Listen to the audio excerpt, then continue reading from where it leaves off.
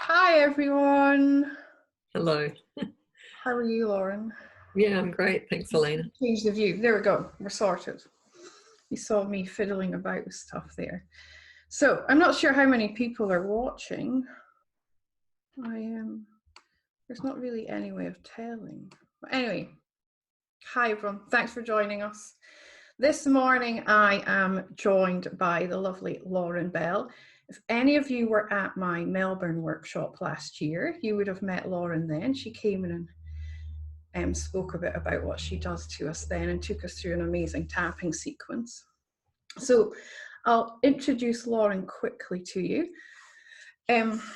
Lauren is an RN and she believes money mindset and inner game specialist.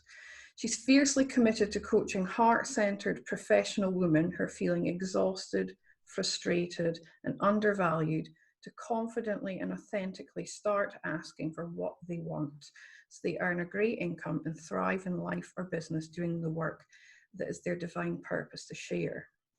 Always passionate about health and wellness, Lauren's professional career includes over 30 years as an acute care registered nurse and a counsellor. She has combined this with a broad range of holistic therapies for the body, mind, and spirit.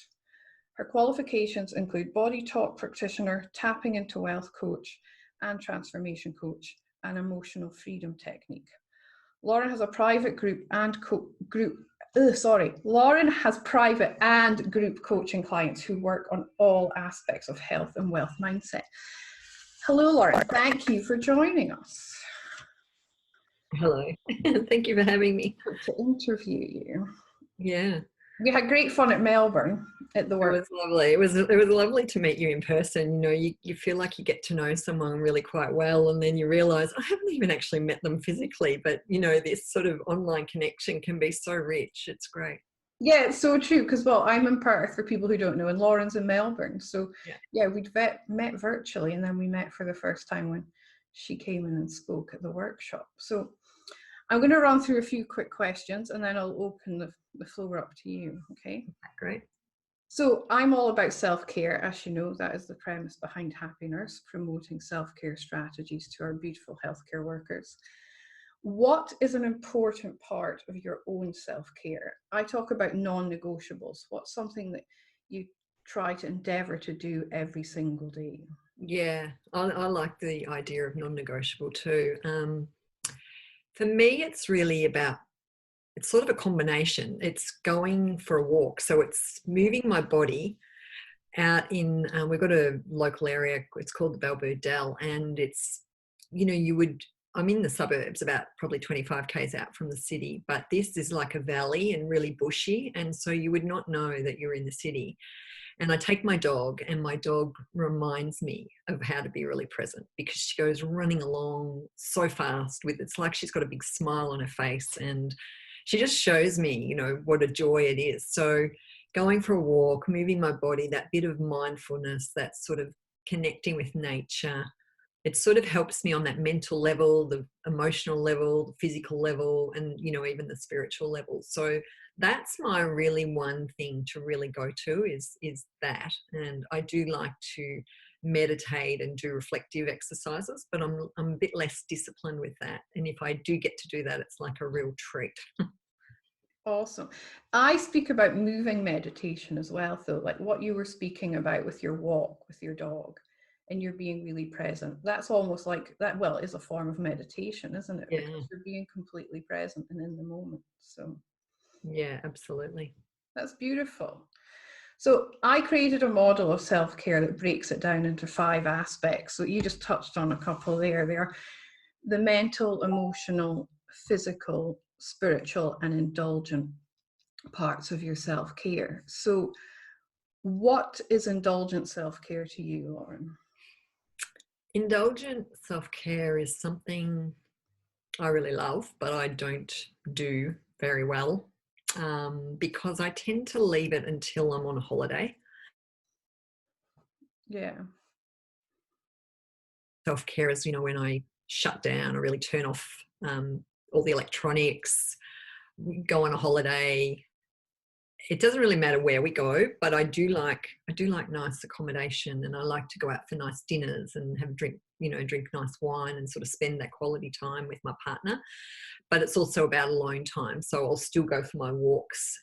So it's that real bathing in the senses, and if it's cold place, well, then making sure that I'm really warm with fires and rugged up. I actually hate feeling cold, so but I love going to warm climates and having just being able to do whatever we feel like when we feel like it. So for me, that's the indulgent self-care, and I really recognize how important that is. Last year we went on a holiday, but it had been the first holiday that we'd had together really for about 2 years, and it was way too long in between. So try to get on those sorts of holidays and really indulge in all of that about at least once a year, but preferably more often with shorter breaks. Yeah, beautiful. Um, who or what inspires you to be the best version of yourself? I always think that as nurses or healthcare workers, we should be trying to turn up as the best version of ourselves, because we're going into people who are feeling vulnerable and fearful already. So if we can be in a good space, then we're bringing that energy with us to them. Yeah, I agree. I really questioned this a few years ago, actually, who I love being. And it's part of the work that I do too, is to really help people to tune into that. And I really recognize that who I love being is caring, kind, loving, respectful.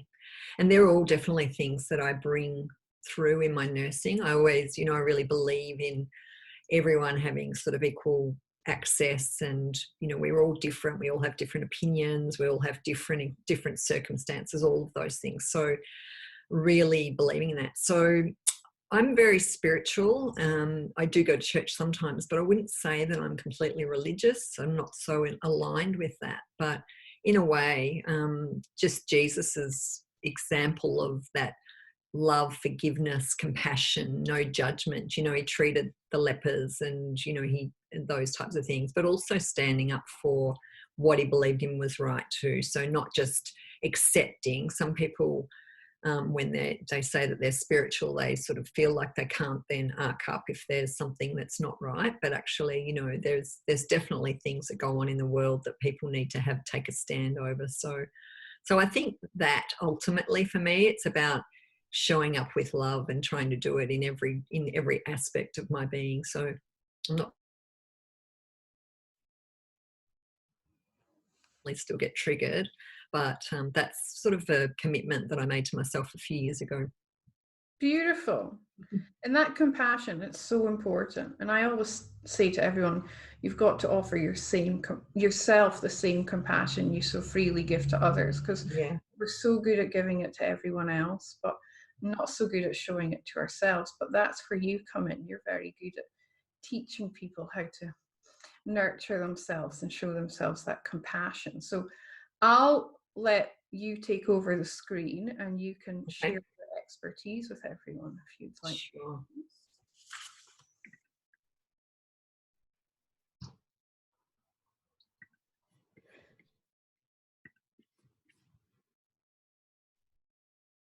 So you can see that now? Yeah. Okay. All right. Well, this is just very quickly. That self-care and compassion is a very big part of what I teach, really. And so my work is, lately this has been my sort of signature talk title, which is, it starts with me, which a lot of people feel like, that could be a selfish aspect, but I'll go into it in a second. But what I mean by that is, like, I really do need to start with me and look after myself first so that I can be really full and able to give in all the ways that I want to give. And so I love working with particularly healthcare workers and other professional women and people in service, because we're very often drawn to really giving of ourselves. We have this sort of innate drive to want to do that. But often we can do it from a place where we're actually depleting ourselves. So my whole thing starts with me, how to burn bright without burning out. And so this is really my journey, I guess. And so this is how I sort of came up with all of this work and really understanding what's going on. I think for a lot of people was through what I went through and then how I sort of got out of it. So yeah, I started nursing when I was about 18, and I always loved just being the best, you know, the idea of being the best you could be. So I always had that holistic interest. I actually did train as a nurse in a hospital at Prince Henry's, which was the same as where Michelle trained. She's a few years ahead. But then when I had to go and do a bachelor, I chose the Bachelor of Applied Science in Health Promotion rather than nursing, because I love that idea of, like, you know, how can we promote health? And so, and then traveling into holistic therapies and things like that. But what actually happened was, and now looking back on it in reflection, I can see how, and always have been. But sometimes when you're really idealistic, it's, and another word for it is perfectionist. And I would never ever have admitted that I was a perfectionist, but actually just having this sort of way that I could see what I thought life and nursing and health and all of these things should be like. I had these dreams of what I could do to impact it. And so about 5 years ago, particularly, I took on some extra responsibility and had once again these real idealistic ideas of how I wanted to make changes. But I sort of found that, you know, you're already in an established system and it's not as easy to do as what you think. But so I started to get to the point where I was feeling frustrated. I felt like I wasn't doing a great job for, you know, my managers, what they wanted, and also what I wanted. So I was really starting to feel unfulfilled and getting increasingly more and more frustrated, just feeling unsupported. But also at the same time, I wasn't really tuned into what was going on for me, and so I was really running on a really empty tank. And the more you go down that line, the less you ask for help and the more you isolate yourself. And so it got to a point where I really did hit rock bottom. You know, I felt like, for a start, that not just at work but at home, you know, with my kids, with my partner, with my work, everything in my life, I was doing it all, but I was overwhelmed by it and not doing any of it well. You know, with the kids, you know, they just leave the dishes on the sink, and I've got 3 boys and they're, you know, young men now, and they still leave the dishes on the sink. But, you know, it was like it broke the camel's back. It was just too much. And I just was not happy with who I was and how I was reacting. And I got to this point where, yeah, I hit rock bottom, and I was actually sitting in my doctor's surgery, and I really liked my GP. And I was sort of telling him just what was going on and how stressed I really was. And, you know, when you're really feeling that very vulnerable and emotional, and someone's being so kind and compassionate to you, that it just sort of breaks open your heart. And so I can remember I was sort of sitting there, you know, tears running down my face. I can still feel it, actually, just sort of talking about it. But what I realized sitting in there and him just listening and allowing me that sort of space to understand what was really going on was that I was doing this to myself, that I wasn't listening to what my heart wanted. I knew really in reflection how unhappy I'd been, but I'd been caught up in being full-time job and security and all of those things that we so easily fall into, and you know, we have responsibilities. But ultimately I wasn't listening to myself. And so it was like I realized I wasn't self-caring. I actually wasn't. I was sort of self-neglecting. But even worse, like, by doing this, it was more like self-abuse and self-sacrificing me in the process of it all. So what came next really was a total reflection, and I did a whole lot of soul searching. And that was a bit before that I was saying about really trying to understand, well, who is it that I love being? You know, what is it that I want to do? Because I'd wanted to do this coaching business and had always had this interest in holistic health, but in my workplace, it's like I kept them very separate. So I was really only giving half of who I was. I was really censoring myself and the way that I could be. You know, I'd be this person in one part of my life, and then in another part of my life, I was quite different. And it was just making me really, really unhappy. So through really taking responsibility for what was going on in my life and what I really wanted and how it was affecting, starting to become really honest, I was able to, and with the help of a coach, just take back that responsibility so that I could be, instead of being over responsible for everyone else and under responsible for myself, I could start to create the boundaries and the things that I needed. And then I got to this place where I feel like I'm soaring free. I'm so much more authentic and feel valued and just happy. And I'll go a bit more into that anyway. But yeah, so what it made me realize was, you know, this bit about the self is so important. So I do think that this quote is really relevant by Steve Maraboli, which is that the most powerful relationship you will ever have is the relationship with yourself. That it does start with yourself, and then from there you can then be so much more for everyone else. And so what I then discovered was these things that I needed to do to actually move me from that place of real rock bottom into the soaring free. And as I sort of mentioned, it was the self-honesty, really getting clear. And not just, I mean, it is all about self here too, but there is an aspect then of sharing that with others. So once I recognized what was really going on, then being able to be really honest at work, be really honest in my relationships and with my family, and start expressing what I really wanted. Also the responsibility, instead of being over responsible for everyone else, and understanding why I was so compelled to do that, but also that really, if someone comes to me and wants help, which, you know, they do in my coaching, things like that, then that's a whole different story. But don't just assume that that I can go in there and, you know, save the day. So trying to be everything for everyone else is, you know, is a real issue that I think a lot of us who feel so compelled to care and do for others happens. So yeah, so creating the boundaries, being able to say no, being more assertive, knowing what I wanted and asking for it.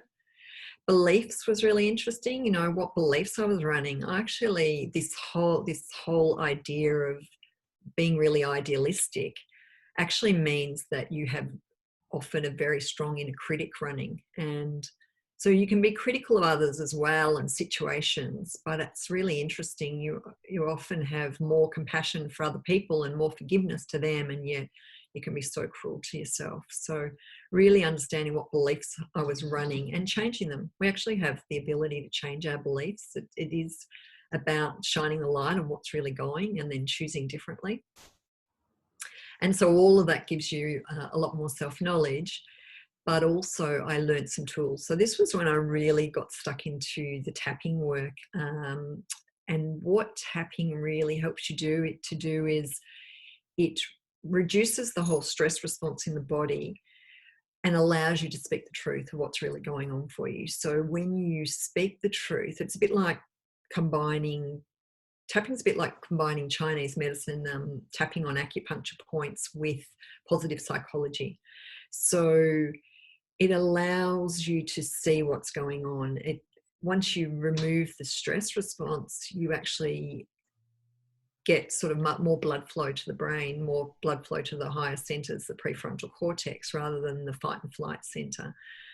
And so you can start to see things from a new perspective, and things that you hadn't perhaps, you know, you can reframe things. Or what also happens is that memories can show up, that you can see how you're just running on old patterns and old behaviors that really have been going on since, you know, probably even when you were a little child.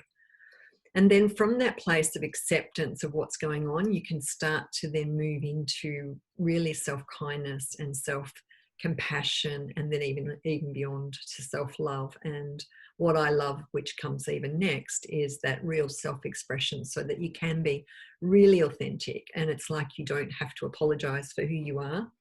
And I'm not saying that you then go around, you know, stepping on other people's toes. As I said, my values are about caring, respecting, loving, all of those things. But rather than sacrificing myself in the process, it's about to be able to keep going. And that's, so yeah, the self-compassion is really important, which if we can do kindly to ourselves what we do for others, you know, I think all of us would be in a much, much better place. And so what's actually become of this is that soaring free that I spoke about. So I can access that inner happiness. I actually believe that our joy and our happiness is actually our natural states of being. It's just that we cover it up with so many limiting beliefs and experiences and things that we're still holding traumas in our body and in our energy field and in our, you know, in our physical body as well. And so once we start releasing all of that, it allows us just to feel happy, just to access that natural state in ourselves. And instead of looking for external validation, you actually see it in yourself. So you don't need someone else to be telling you that you're doing an okay job, because when you really don't feel valued, you're looking for it. But even if someone says it to you, it's like you can't even take it on board. So you're never going to win in that way. So you start to take it on board. And from there, you can actually, you know, start living your life with purpose, with that fulfillment. And the other thing is your relationships can improve, because you can start to ask for what needs you have. You can have more compassion to what the other person might be going through and what you're going through. And you're no longer needing to be in defense about things that are triggering you. Or if you get triggered, because as I said, I'm still working on it too. It's not just to quickly do this and we're done forever, but there's always stuff that comes up. But you can be curious, what's going on? Why am I feeling this way? And so it just changes that from being critical to being curious and open and allowing a whole lot more to come into your life.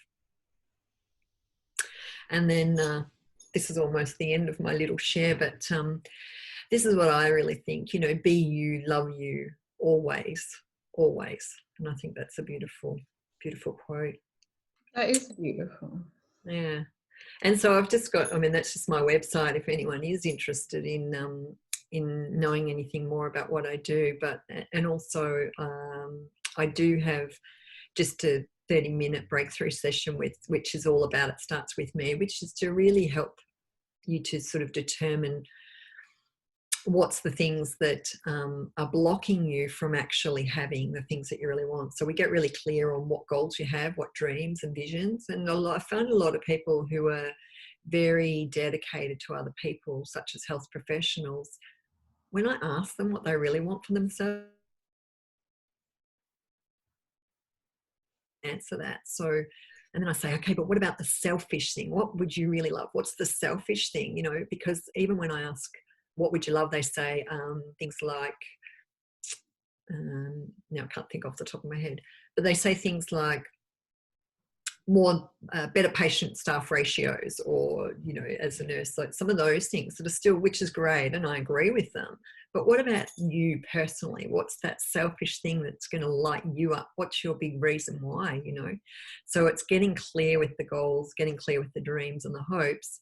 And then we actually determine, well, what is it that's stopping you from getting that at the moment? And so that's just a free session that I have. So you'll definitely come away with some more awareness. And then I have, I'm actually starting a group coaching program in a few weeks. And if it's, you know, if it feels like a good fit, well, then that opportunity's there too. But you don't have to do that. It's just one of those things that you can get a lot of value. And I definitely love helping people to really understand that this is true, that it does start with yourself first, even though most people don't talk about it like that. Thank you so much, Lauren. You're welcome. What you're saying, I mean, I'll have a share here. I had a breakthrough session with Lauren the other day, and she asked me what I wanted, and I said I want to help nurses and make them realize they don't have to sacrifice themselves and all that. And I was doing the same thing. You know, I was making it all about other people and not about me. So yeah, it was really insightful. And Yeah. I've signed up, I'm gonna go on Lauren's program because I believe we I'm are looking forward always to having you. You even. know, that's the sort of people I attract, is people like you, Elaina, who they have big visions about how they want to go out and help the world. And that's so, you know, and I do too.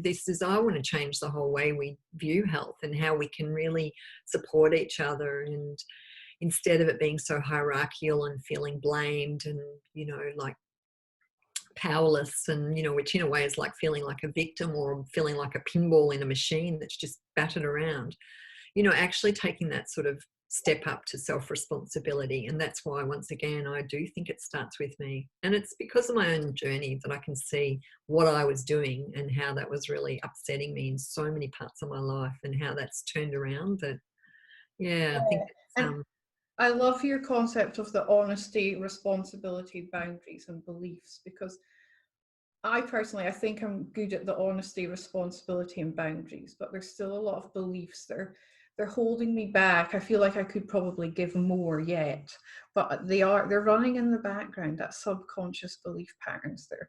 They keep you small, as they say. You know, they hold you back from what you really want to so I do. actually had a quote, and I don't, yeah, they do. And the thing is, they are subconscious. Hmm. So I have a certain way, I have some techniques that actually help us to access the subconscious mind and show us what's really going on, which is pretty cool. And it can be really quite confronting at times, but it's at the same time, it's sort of gentle and supportive, and we create a lot of support in the group to allow people to sort of go through that. But yeah, the more and more you clear, the more and more you can feel confident to go to some of those places and see, well, what is holding me back, because you know that it's actually holding you back and that it is just running subconsciously. So there's no judgment about that. And then when you get it, you're like, oh my God, isn't that amazing? And sometimes we see that we think that one thing causes another. And then when we actually do the work, we get a complete opposite. It's like we go, oh no, it's because of this, that's why that's happening. So it's like the opposite. Yeah. Yeah, no, I'm really excited to work with you. I believe that we should continually have mentors in our lives. We need people to just keep pushing us to that next level so we can be that best version of ourselves. Yeah, I agree. I think if you want to fast track anything, you know, you get someone who's sort of been there, done that for you, you know, can show you the way. Like, it was a lot to go through all of that, but like we often talk, you and I were talking the other day, sometimes these things, you look back in hindsight, and that whole burnout period, although I hated it at the time, it was now the biggest gift, because it totally changed the direction of my life and, you know, who I am now. Like, 5 years in the whole scheme of my life was a quite journey. But it's also, it's not like I was 5 years ago, I was there and then suddenly I'm here. Every day is getting better and better and better. So it is understanding that it is the journey and not the destination. That, you know, that all those things that you hear sprouted and, you know, in your mind,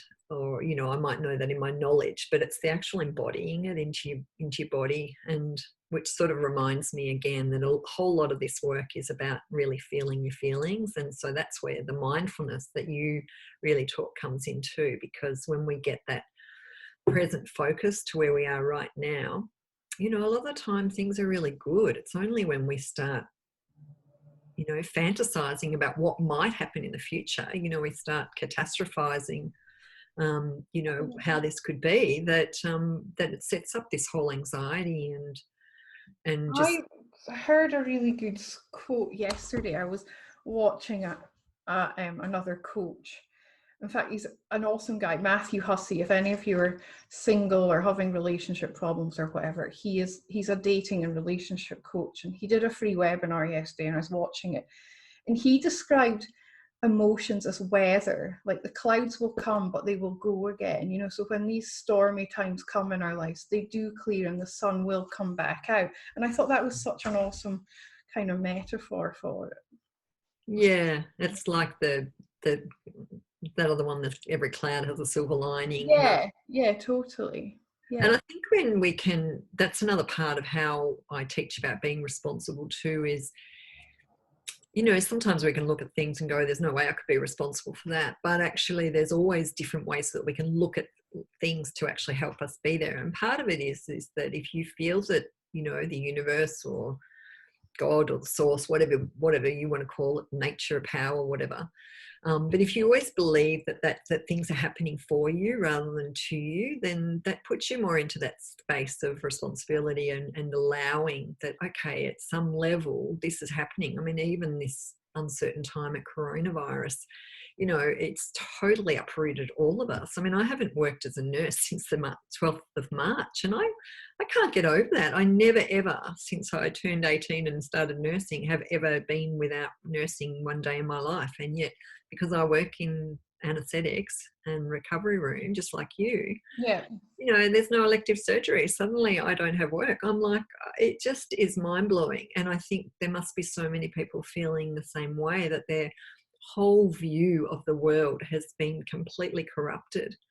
But it's also been this amazing chance to pause and again reflect on what do I really want here, because a lot of people, I've actually been enjoying not really going out, and giving myself this time, because I realize how busy I always am. Like I said, that indulgent self-care is not a thing really for me. And so being busy, busy, busy all the time, this is giving me a chance to just recognize how busy I really am, and to just take stock and notice and make some more changes. Yeah, I'm the same. I mean, I work in PACU, as a lot of people know, and I'm at home as well. Like, can't quite get my head around the fact there's this international health crisis, and I'm a nurse sitting at home. But I know there's hundreds, if not thousands, of us like it in Australia, especially at the moment. We're all sitting at home, but I'm looking at it the same way. Like,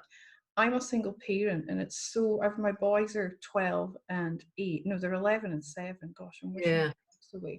And it's such a nice time to be able to be at home and just get some cheeky time with them that I wouldn't normally have, because I'm always rushing around. Is the uniforms ready? Is the library books today? Is it sports uniform? Is it other uniform? And it's just this constant treadmill, this go, go, go, go, go. Whereas we can just completely relax. If they want to stay in their pajamas all day and do their schoolwork, fair enough, they can stay in their pajamas all day and do it. But yeah, and it makes you realize, which was what was going on when I went in my burnout period. You try to juggle too many things at once, and you can't do any of it well, really. So yeah, it's I think it has really allowed us all in a way to look at life really differently. I mean, the nurses who are on the front line, that's just a total different story. And I give my love and appreciation, not just the nurses, all the health workers and police and everyone, the ambos and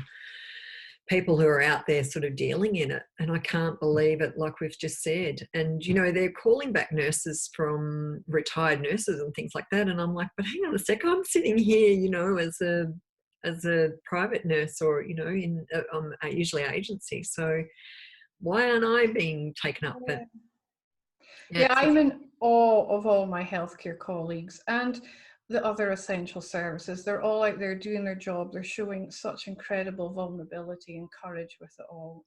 Yeah. Yeah, I feel very grateful that I get to stay at home. But if it does escalate, I will be back out there with them all. But at the moment, yeah, I will be too. I'm in the process of signing on at the Austin Hospital, which is one of our big public hospitals in Melbourne. It's been ongoing since January, but I will eventually be sort of back there. But yeah, it just seems quite bizarre. Yes, yeah. But it is what it is, and we can't fight against it. We just got to go with the flow. No, that's right. Yeah. Well, so lovely to chat to you this morning, as always, Lauren. Thank you. Yeah, you too, Elaina. Thank you for doing this. It's really great to have this opportunity to just sort of share. So no worries. Thank you, and I look forward to speaking to you soon. Yeah, thank you. Thanks, everyone. Hope you have a wonderful weekend. Yeah, happy Easter, everyone. Bye. Bye, thank you.